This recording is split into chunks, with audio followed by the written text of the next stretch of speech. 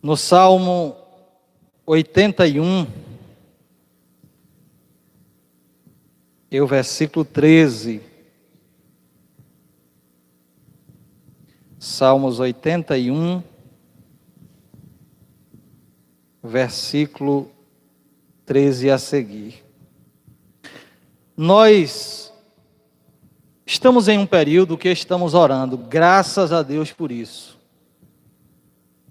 Mas eu quero deixar aqui 2 conselhos, porque o fato de usar a oração como verbo, nem sempre ela é o suficiente para termos as respostas de Deus.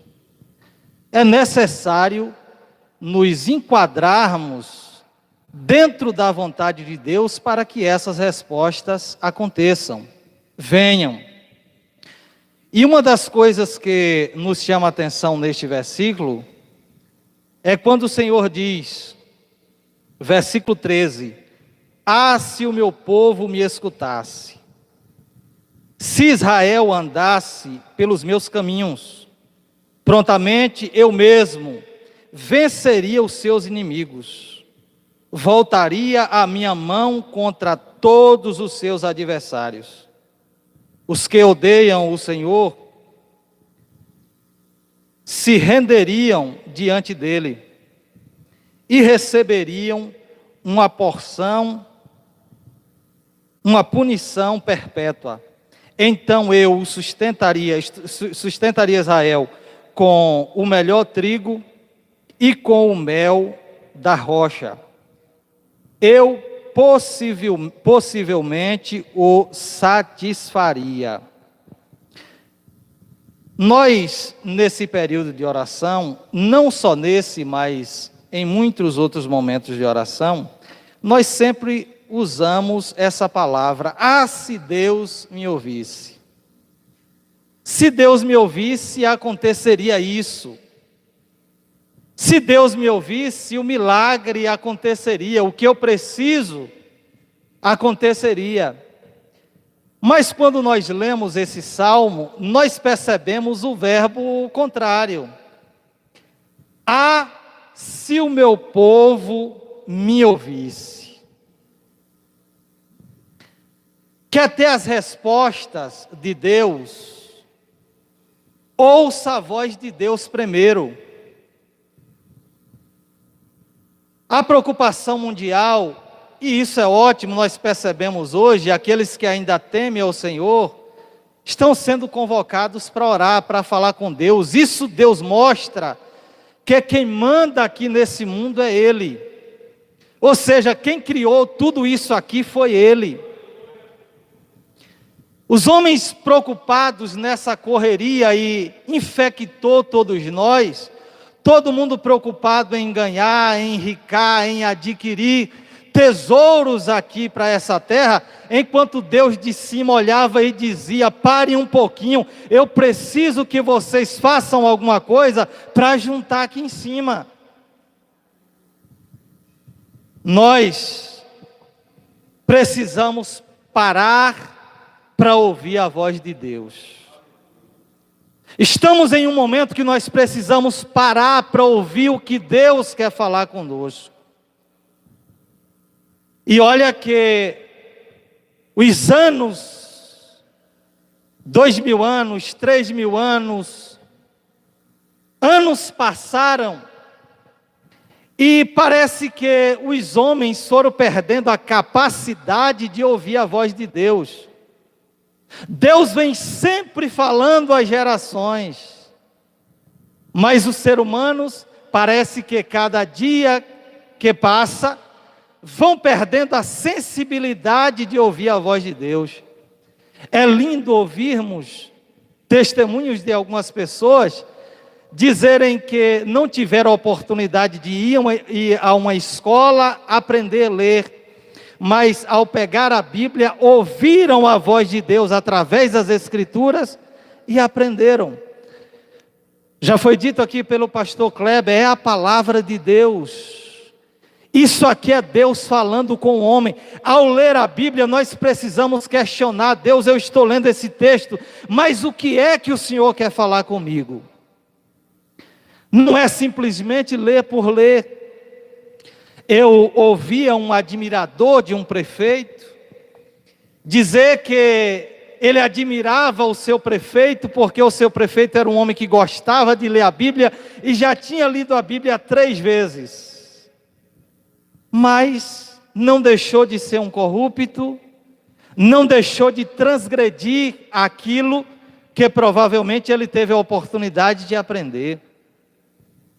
Então não é só ler, nós precisamos nos enquadrar dentro daquilo que a voz de Deus clama. Eu preciso que vocês parem, eu preciso que vocês me ouçam, eu tenho alguma coisa para falar. Quem criou tudo isso aqui foi eu, quem criou a humanidade foi eu. Eu preciso que vocês parem, porque eu tenho algo para falar com vocês. Deus está nos convocando para ouvir a sua voz. Pedir, Deus nos garantiu que Ele nos ouviria. Agora, percebemos como a humanidade vinha, algumas coisas aborrecia o próprio Deus, porque o desejo do homem estava se tornando em: Deus é o nosso servo e nós somos o seu Senhor. Aquilo que a gente pedir, Deus tem que nos dar. Deus tem que nos ouvir. Mas existe algumas coisas, um texto que está sendo muito utilizado hoje aí, em 2 Crônicas, capítulo 7, versículo 14, Deus está dizendo: estão abertos os meus olhos e atentos os meus ouvidos à oração que se fizer nesse lugar. Deus garante. Agora, Deus também exige algo. 2 coisas importantíssimas.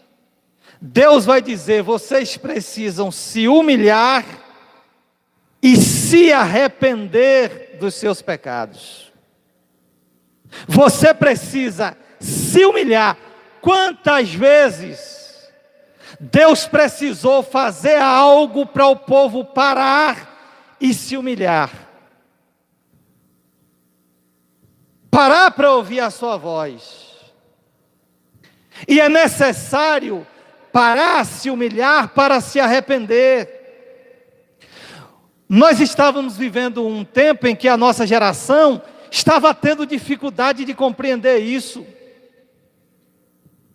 Que Deus requer de nós arrependimento. Quer ir morar no céu? É necessário se arrepender. Não é vir para a igreja só com desejo de receber, é vir para a igreja com um coração aquebrantado. Deus, eu estou aqui para te ouvir. Deus, se há falta em mim, eu me arrependo, porque eu sei que o Senhor é santo, e eu quero que o Senhor me guie, me oriente. Deus está chamando o seu povo para o arrependimento. Agora, veja como Deus cuida. Escute, irmão, escute, irmã. Deus cuida de nós. Ele diz: se você me ouvir, eu cuidarei de você. Nós percebemos que algumas pessoas com talvez falta de vigilância, falta de um conhecimento bíblico, deixa o seu coração se perturbar, se irar. Quando alguém se levanta contra ele ou não concorda com algo, e essa pessoa às vezes se perde, ora a Deus: abate o meu inimigo. Nem sempre as pessoas que são contra alguma orientação nossa ou alguma decisão que nós queremos que seja tomada, nem sempre essa pessoa é inimiga, mas nós permitimos que o nosso coração assim o veja. E algumas pessoas se perdem e ora para Deus fazer alguma coisa e enxerga como seu inimigo. Mas outros inimigos mais poderosos nós estamos enfrentando. E Deus sabe disso. Provavelmente Deus está agindo para abater um inimigo e trazer a sua igreja para perto dele. Nós estamos enfrentando um inimigo, mas tem uma coisa para aqueles que confiam no Senhor: não se preocupe, porque Deus está no controle dessa causa. E Ele vai revelar para nós o porquê Ele está permitindo isso. Então o que é que Deus diz? Eu abaterei o seu inimigo. Não se preocupe, só ouça a minha voz, porque quem vai abater os seus inimigos sou eu. Você não precisa fazer muito esforço. Basta ouvir a minha voz, aprender a minha palavra, andar no meu caminho, porque os demais eu farei, eu cuido da tua vida.